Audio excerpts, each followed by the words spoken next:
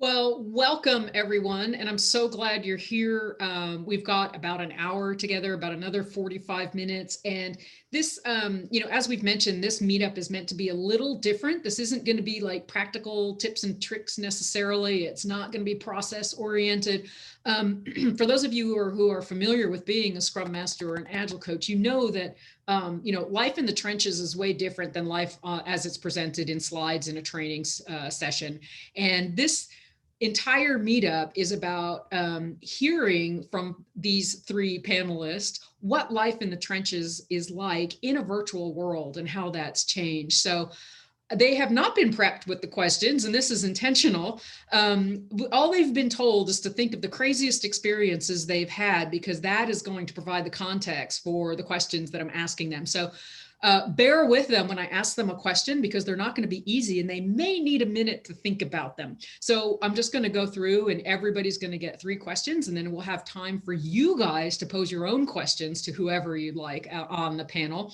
And I just want this to be fun and engaging. So feel free to add your questions to the chat. Feel free to add the person you want to ask if you remember their name.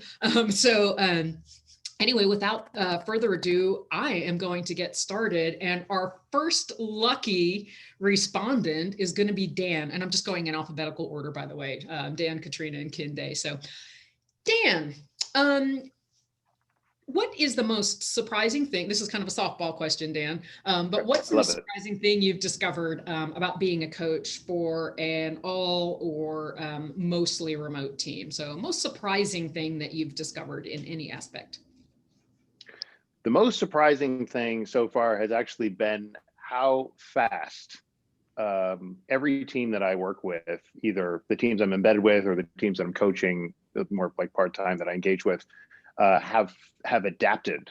I talked to a lot of people in the greater community outside of work, and there's a lot of folk, and I'm looking forward to hearing from all of you about the challenges for teams that are co-located and not used to working remotely. I will say that the New York Times, for whatever you people that we deal with the same problems as every big company deals with. I will say that we are uniquely good at working remotely, or working. Our teams are sometimes mixed with a combination of co-located and remote people, and I feel like we have a really, really good collaborative culture that leverages the remote situation to our benefit, as opposed to it being sort of a barrier we need to get over. I would also say that personally, my personal style of Scrum mastering and facilitation is very much this. I don't do slides. I really avoid it like crazy. I avoid any kind of digital retro tools. I'm not saying they're bad. I'm just saying I don't care for them. I use this thing behind me as much as I can, and this thing as much as I can, and really get people talking as much as I can. So I'm a huge proponent of that. And I actually feel like in some ways, the 100% virtual theater of operation has made it easier for people to learn how to communicate effectively face to face. It's a little bit like, it's not exactly the same thing, but it's sort of this similar kind of thing as like when you instill a whip limit and suddenly things seem to somehow go faster, even though it seems counterintuitive to people that aren't they don't think that it will. They think that it will be a blocker and obstruction. The nature of this is it makes avoidance difficult, frankly.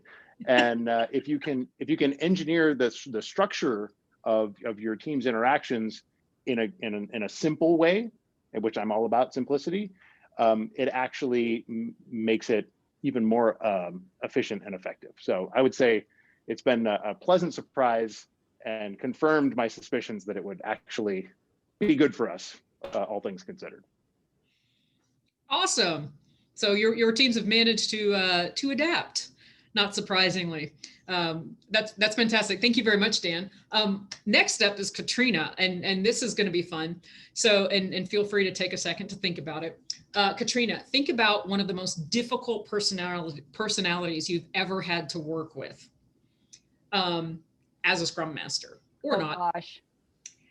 How might those dynamics have changed if the team had all been remote, and what might you have done differently? Okay. So first, I will always say, Dan and I were talking about this.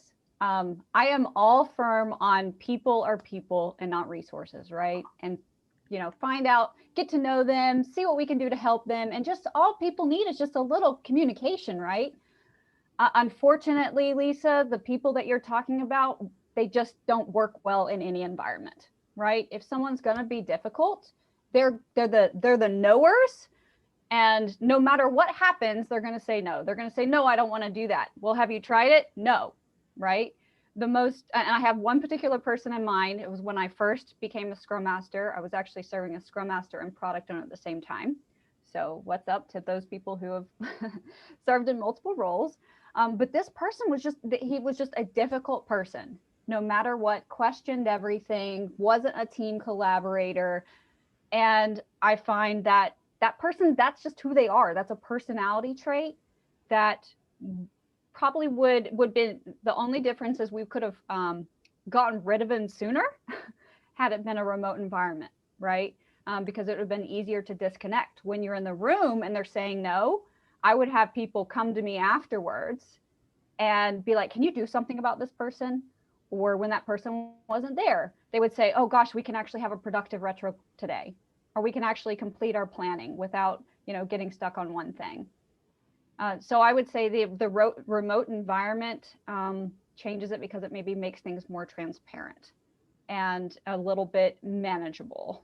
So along the lines with what Dan said, a little bit easier to say, oh, this isn't working, rather than when you're in person, you're trying to make it work and do everything you can because of the people dynamics.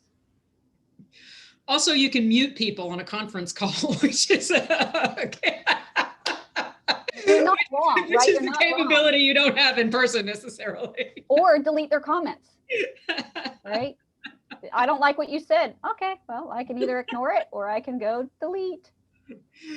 Awesome. Thank you so much. Thank you. And again, if you guys have questions for our panelists, for Dan, Katrina, or Kehinde, just please feel free to just add those to the chat, and we'll have Jesse and or Audrey sort of help us navigate those questions towards the end. So thank you very much, Katrina. Our next question, Kehinde, think about a team you're working with that has great Agile discipline, and one that maybe is a little more loosey-goosey, a little less Agile discipline. How are they faring relative to one another right now in terms of predictability and delivery, given all these changes that we're experiencing in the world? That's a good one. So this is something I experienced a while back, and the biggest thing was, like you said, the team that was kind of on point. They understood Agile, knew what to do. Initially, it was a struggle because, again, with the whole virtual thing, you can't just get up and talk to people. They they had that, and so we had that slump. But for the other team, it was hard because you need to trust them, but you still understand that these folks don't pretty much understand what they need to do. And so it was more of, okay, I know you guys got this. I can trust you guys that if I spend some more time over here, you guys can still keep the house together while I'm away. And so with this whole dynamic, what I started doing with the teams were, for the team that had it all together to some extent, I started challenging them more by looking for the opportunity where people can take more ownership. Started putting changing the mindset around, hey, it doesn't have to be perfect how I do it. You give it a shot. And so gradually they were getting used to doing things and trying to figure out things. So I was putting more on their plate because I'd seen over time that they understand the basics. But for this other team, and like Katrina said, I had people on the team. No. Do you want to go outside? No. Oh, you said, do we want to go outside? everything was just, no, it's not working. We shouldn't do this. We don't need the state. They just complained about everything. And so what I did initially, because I was fairly new, was come in there and had the program guy come in, and he wanted to be the law and order person, come in and straighten everybody out. But what happened was it became more of he was the focus, and everyone would just felt, yeah, we'll just ask him. We don't need this guy, which was already a challenge. So I said, you need to stop coming, right? Don't come. I'll tell you when you need to show up, because I need to get the respect of these guys, and they need to get my respect also. And so what I did then was try to win them over and take baby steps with them. So the expectation again from leadership was, yeah, you have a stellar resume, you can do this. What's happening with this guy? And I needed to explain to them that there's a difference, right? If these guys were understood the basics, there's a different approach to take. But because these guys don't, I have to take baby steps. So it has to be gradual wins, wins that basically you guys might not see as wins, but I see that as wins. And if I need to tell you about it without you necessarily looking at the metrics. And so it was more of people didn't think stand up was necessary. And so, hey, you're part of the team. You need to be in stand up. What do we need to do? Do you want us to move the time? And gradually, we started seeing people show up, understanding the basics of those ceremonies that, you might think you read the book and we're doing Agile in this company. We all know what the ceremonies are. You'll be shocked that people don't see value in those things. So needing to teach them versus, just coach, because coaching was going to be difficult. Now they needed to be taught on, hey, this is this, versus the other team that understood the foundation, which it was easier for me to say, if you guys are failing, yes, let's go on the path of continuous improvement and point things out and get it moving. So yeah, those are the two dynamics I had to balance. So It sounds like in the virtual world, it was a little more challenging with the teams to sort of get that sort of in front of them to be able to teach them, whereas the more disciplined team was able to sort of maintain their forward momentum because they were already slightly more mature. correct. Awesome, thank you. All right, back to Dan. Dan, which of your frustrations in your job has been made easier by working virtually, and what new ones has it created? Okay. So frustrations that have been alleviated. Well, here's one thing. So one of the things as part of my practice at the times, what we don't do is and again, this is just a times thing. It's not necessarily like a good or bad thing, but we don't really use Agile as a governance tool, if that makes sense.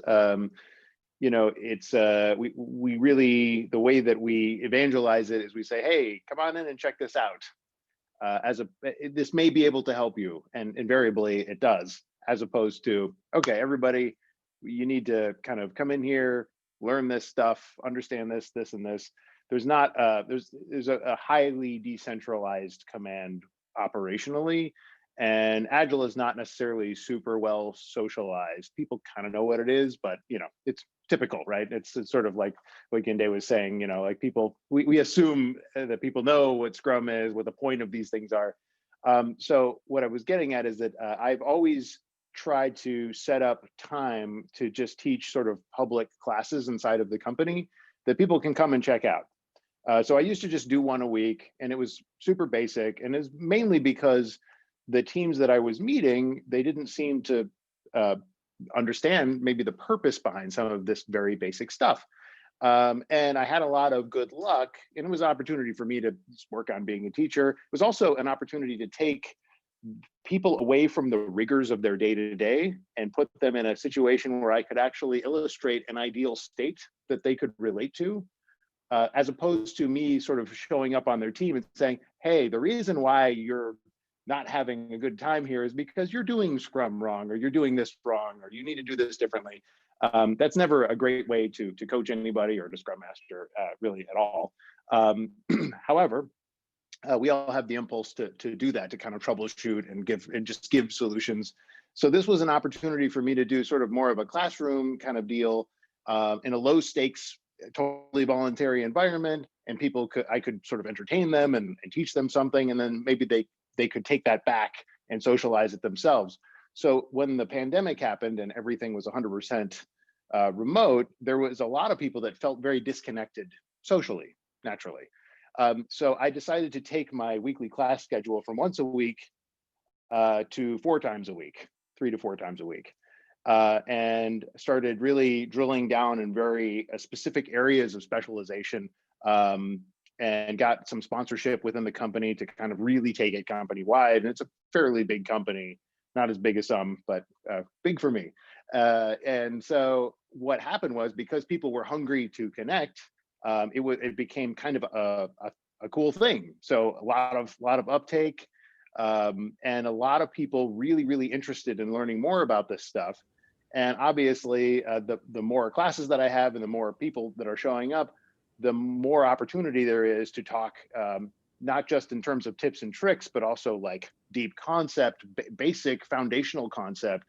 And that has had really positive reverberations, and it afforded me the ability to kind of get away from teaching Scrum and Agile and really helping people collaborate better and all of the rest. So I would just say that in the 100% virtual universe, and the lonely universe of us all being trapped at home, has had a positive effect on just people's hunger and openness to learning this stuff. In terms of frustrations that have maybe gotten worse or have crept up, the biggest one is actually the one that dogs most of us in the Scrum Mastering world, which is the role of middle management, and in an agile organization is not really well understood. We spend a lot of time telling teams, cool things that they could do to improve their product throughput and collaboration and all this good stuff. And typically teams are like, oh yeah, we would like to do more of that. And we spend probably as much time telling middle management what not to do. Don't fuss with this. Let the teams handle everything. And a lot of times middle managers, and I was a middle manager for a long time myself, we don't know what to do then. It's like, well, what are we doing? If we're not hanging around in retros and haunting the scrums and assigning work to people and all this good stuff. And in the virtual world, where there has to be sort of an intentional thing, I have to like literally log into this meeting to talk to this person. That sort of casual contact that some of the rest of the gang here have mentioned, that's not there anymore. It's harder for me to do that cool Scrum Master thing where you say, hey, middle manager, let's step over here and just have a little conversation. This might go better if maybe you weren't here, or here's things that you could do to really support this team, rather than like focusing on what not to do. Let me give you something that you could do that would really help us all and help you with what you're trying to do. It's just harder to have that kind of casual conversation without a lot of intentionality. And on the one hand, it's great that when we do sit down and talk face to face, we're definitely talking face to face, and there's fewer distractions in a sense. There's just fewer opportunities to kind of have that kind of soft skill interaction. And you obviously don't want to have that kind of conversation publicly, especially when you're dealing with leaders. You don't want people to feel singled out or alienated. So that has been a trickier thing. Basically learning how to coach leadership in a sort of casual way has been harder to do, and it requires a lot more three-dimensional chess to engineer situations, frankly, where I can access them and sort of have a conversation with them where it's not hey, we need to talk, see you at 3:30. So I would say that's the most frustrating thing. Great, thank you, Dan. So Katrina, on the other end of the spectrum, which of the joys of your job have been dampened by working virtually, and what new joys has the virtual world created for you in your job?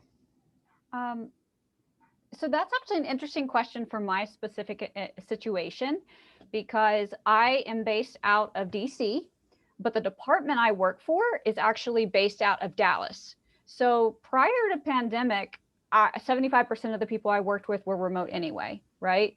And so a joy that's been dampened, honestly, I love working from home. I love working from home because I was basically driving 45 minutes to an hour to the office to have a remote meeting, right? It just didn't make sense. And so I say that because I've been remote for a long time to most of the people I work with. So I will say I haven't really seen as many changes in that. A lot of joys about my role. I think I can speak for the other Scrum Masters in that as a Scrum Master, we know it's our job to care for people, right? To say, how are you? Prior to a pandemic, the business probably didn't care very much about that. But we now are the ones that we get paid to ask people how they're doing, right? We get paid to say, are you okay, right? I have people on my teams. This is the less, I guess, joy, right? But I have people on my teams that I knew were having mental health issues, right? Even outside of a pandemic, live by themselves, struggle with suicide tendencies, right? So in the office, I could say, hey, I haven't heard from someone in a while. They haven't been in the office in a while.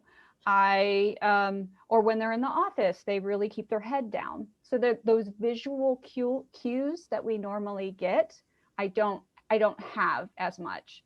But again, I say that's different for me because I didn't have those to begin with. It's just, but no matter where we are, it's more important to be available. So I joke, not really joke, I'm serious, that I feel like times of chaos is the Scrum Master's time to shine, right? Especially in a time to where the business is saying, you're not a people manager, but we need to make sure that people are okay. Physically, emotionally, spiritually, how are they handling? I have people on my teams that their spouses, they lost their job, or they're caring for, I have one person who, a product owner, that not only did her husband lose her job, but her father-in-law is dealing with like Alzheimer's, and she's caring for someone who in the middle of the night at midnight, she has to go find in the middle of the street, right? So I would say in terms of my environment really hasn't changed that much in my unique situation, because most of the people I work with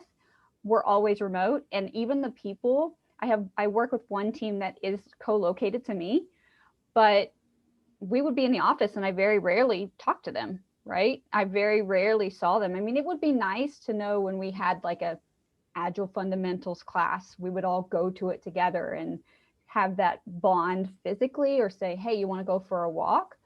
But for the most part of my role, it was remote anyway. So I found more value when we are doing this remote environment, even to my co-located team.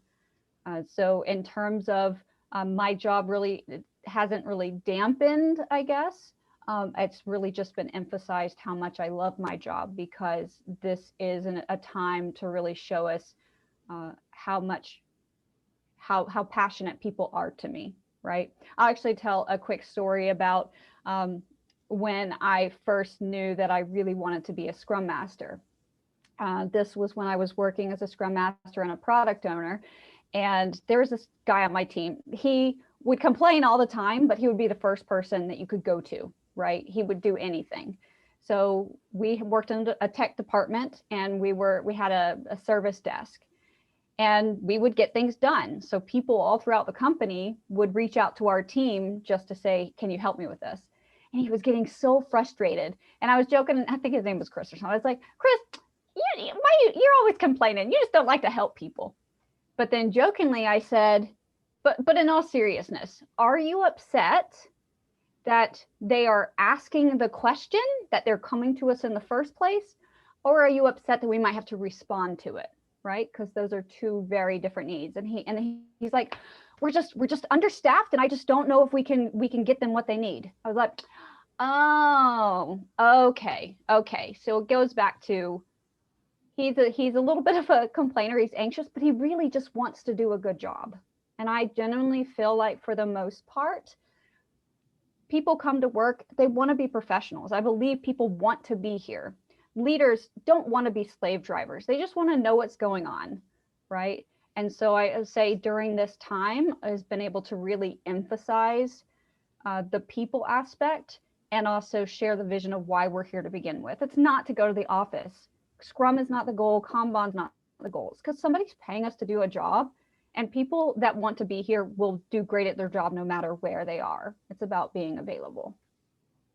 Great. Thank you very much. Kehinde, in a few minutes, tell us what the funniest or strangest or weirdest thing is that's happened to you and or your team during a meeting since this all started.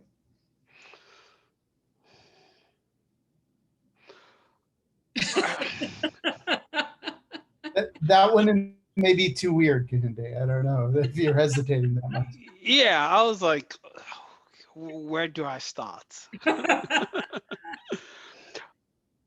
Okay, I'll say one is so I had a team, and most of the team, the developers, were offshore, right? And we had people over here also part of the team, but they didn't see each other, right? So no one knew how anyone was, and so they just there was just no connection, right? So got into the mix, tried to lighten up the place, and there was a Scrum Master on the team before I got there, and he was more of, it's stand up, it's 15 minutes, bye, boom. No joke, no nothing. He's just, that's just his personality, and he doesn't see it as a problem. But that's not my style. I like to come in, try to loosen people up, make create a mood, make people active, contribute, and so in the morning, go in and just good morning, put funny gifs in there, try to loosen everyone up, and everyone just felt like it just seemed to me that whatever with this guy, he's just bugging us. And so it got to a point which was surprising, right? We were in stand up, and we were just talking, and I was just trying to be me, trying to make it lively. And this guy so we were talking about the QA, and he does a good job. And one of the developers just posted in the chat a GIF of Naruto, right? Who knows Naruto? The manga, Japanese martial arts uh, feature, whatever. And he just posted it there, and he was like, he was standing on the highway and he was crushing cars, and everyone just saw that, like, where did that come from? And everyone just started laughing, and he put this tag there that this is Jamie when he comes to walk. And it was weird because I didn't expect that. I just felt I was the only person that had a humor amongst everyone. But it was also good because I felt at that point that I connected, that it wasn't everything I was doing to loosen the team up. It wasn't like they were just ignoring me or something, but the seed was gradually coming in there. And everyone just started laughing because they were always serious. And like Katrina said, and Dana said also, people want to be professionals. And the first thing that comes with individuals is we come up with, I don't know you guys, you don't know me from anywhere, I'm just gonna be myself. So you never get to meet them. And we all come up with this stereotype that they're difficult people, they're this, they're that. But gradually, when you, as a Scrum Master, you come in and you try to be the life of the party, because we are here to help people. Now, it might sound like I've heard that before, but we do things that people probably don't realize we do, and we make everything stick. The human nature is very imperative to sustain a team and sustain a company. People go through a lot, and if we don't step out of our comfort zone as Scrum Masters and say, what I do here is just run, facilitate ceremonies, call out impediments, call out risk, I'm done for the day, then we're missing something. because people need to be able to feel that, get to that point where they have fun. And we should be the forefront of that. Yes, they're doing their job, they're professionals, but let's understand there's the fun aspect that also helps everyone connect. And, from that aspect, now it's a thing. I still talk with a friend that's still there. The team still does that. They crack each other up. But again, it was something that no one thought they could do. But because, again, we do things and we probably wouldn't see the benefits of it while we're there. But over time, it's something that we'll hear about, or it's a relationship that lasts beyond us. So as Scrum Masters, those moments might not happen while you're there, but just be genuine and be happy, right? We motivate people. People have stuff they're going through, and we have stuff we're going through.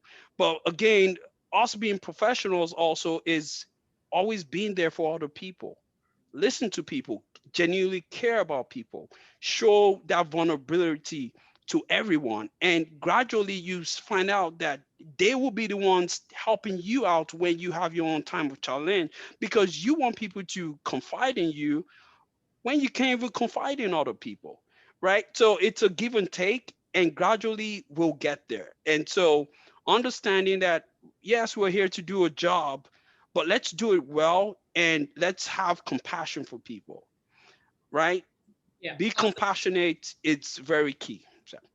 Thank you so much, Kehinde. And thank you guys very much for responding extemporaneously to some rather challenging questions. And so now I'm going to ask the other 46 people who are in the room to make good use of the chat and ask our panelists whatever you would like to ask them. I see there's lots of activity in the chat, and for you speakers, you might not be following it, but I would like you to either go off mute and ask a question to a specific person, or put something in the chat to a specific panelist. And let's get some questions from the audience before we wrap this up in this evening. So I will open it to the audience. So Lisa, actually somebody already started a question that I actually would like to respond to. So Marcos asked, does a Scrum Master need to create a personality that is fun and chummy to create an environment that engages the team? Or is it valid to be a professional, transparent, honest, respectful of people? I did put this in the chat, but I'd like to verbalize it. And I feel like, first, I don't think that we need to create a personality, right? Because first of all, each team has different needs. I have some teams that need me to be more direct. Like they don't do fun and loving, right? They don't operate that well. That's not their team culture. Other teams, they wanted a Scrum Master that was into the more social aspect, right? So I would say it depends on the needs of the culture of that team. But the second thing is, I mean, my personal opinion is if we have to create a persona, that person's probably not right for the role, especially because we are a people-oriented role. That if you feel like you have to somehow put on a fake face, then maybe it's time to discern whether that is really where you're meant to be. But personally, for me, I will always tell people I think the best Scrum Masters are both compassionate and operations oriented. I totally agree with that, with Katrina's assessment. And I think that it is easy to get myopic about this question. I think, and I don't want to speak for you, Kehinde, because I think you made a really good point. But the main thing that I think as Agilists, whether we're Scrum Masters or something else in the Agile ecosystem, is that, in my view, one of the big imports of this philosophy, if you want to call it a philosophy, is there isn't a way to do a thing. You have to respond to the unique situation and the unique personalities that you're dealing with. So the other thing is that we are also unique personalities. Kehinde is really fun, so that's how he connects with people, through fun. That's actually how I do it too. I joke around with people. I am kind of a big, garrulous dude, and I'm pretty smart. So the way that I win people over is by acting a little bit goofy and disarming them with some kind of Midwestern charm. Big words like garrulous. but the point being is that a Scrum Master, there's Scrum Masters in my ecosystem that I try to mentor, and they're all different and they all work differently. And some people are not super humorous comedians. Some people are. And not everybody has to be everything, and nobody has to be anything. Like, Yeah. be yourself, be authentic. And if you're honest and you model vulnerability in whatever form you do, you will get it back. Because what we're really trying to do is leverage the unique relationship between this team of people and get them to open up to each other so that they can learn from each other and become a learning group instead of just a work group that's just knocking things down.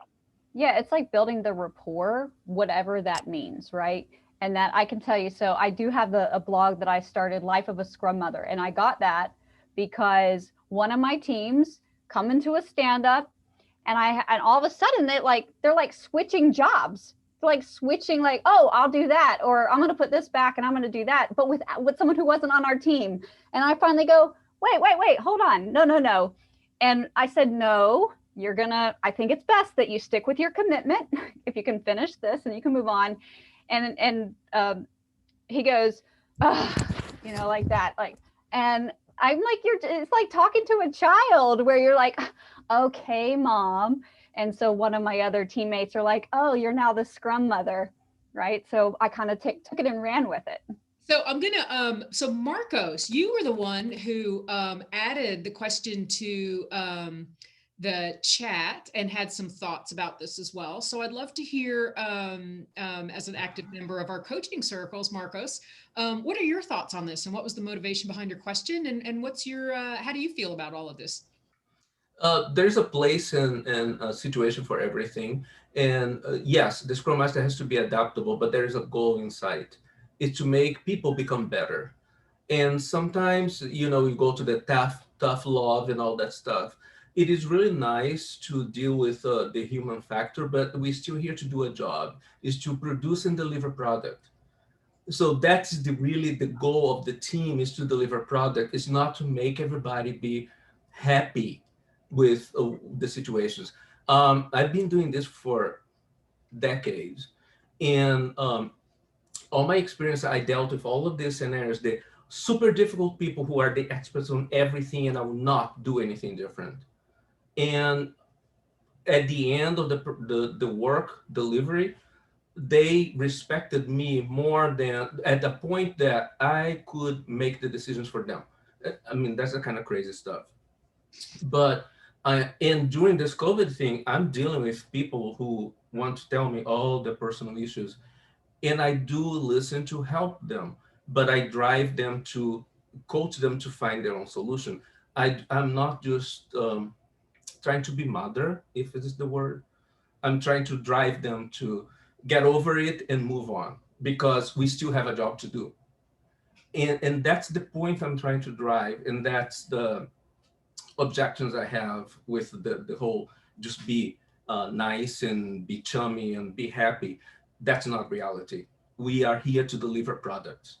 That's the job of the Scrum Master, to help the team to deliver. That's the bottom line. So it's important to help people, but we're in business. It's a business that we support. People are the doers, but we have to deliver.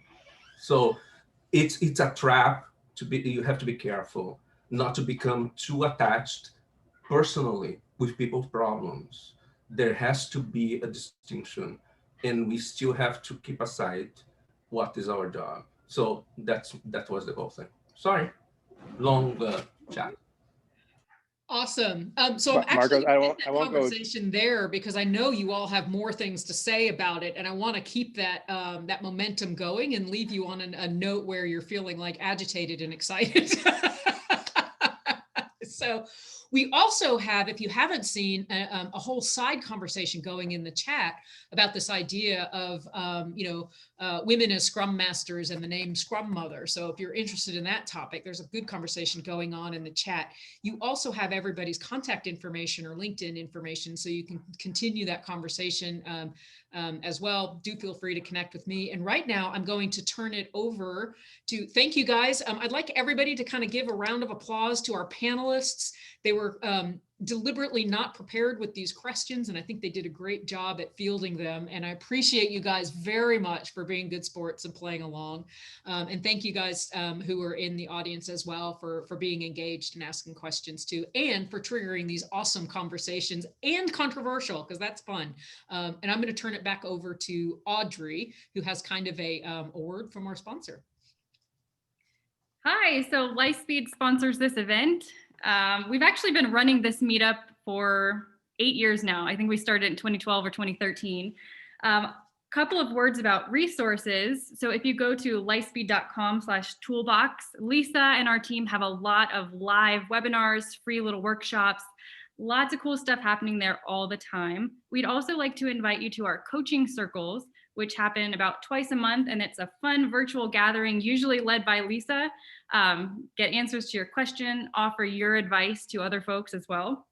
And then Dan, you had mentioned, the role of middle managers in Agile is somewhat undefined still, and it's a little bit uncomfortable. We heard from a client that PMs are running for their lives. It's kind of serious stuff. Well, we actually have a book coming out to address that. So please keep your eye out in 2021 for From PMO to VMO, Managing for Value Delivery. A few folks on the team have been working on that. Exciting things. Anything else on my list here?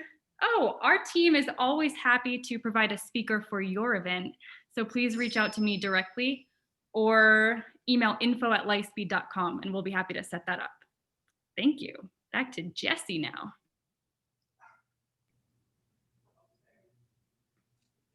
Thank you, Lisa and Audrey. Thank you, Dan, Katrina, and Kehinde. This was an awesome meetup. I think that we should do this again. So I see 54 participants on here, so I expect at least 20 requests to connect on LinkedIn, because I think I'm already connected with most of you. But so do reach out to us. We love these kinds of conversations. Please do join us at our coaching circles. You can register. There's like a lot of people on this call who are actually attend our coaching circles, and they can attest to the fact that it is good fun and very valuable information that you can get from your colleagues and peers. So. And again, I'll just say thank you guys for spending some time in your evening with us. It's always a joy to, speak with like-minded and not like-minded individuals. So, and the coaching circles are free. And the coaching circles are free, as are our webinars. And you get Thanks for having us. continuing education credits. So a double bonus. So. Thank you very much, Lisa, and I hope everyone has a wonderful evening, and I hope that we see you at our next event in November. Good night. Bye-bye, everyone. Have a wonderful Hey, everybody. Talk to you soon. Bye. Thank you. Have a good night. Be safe and healthy. Bye.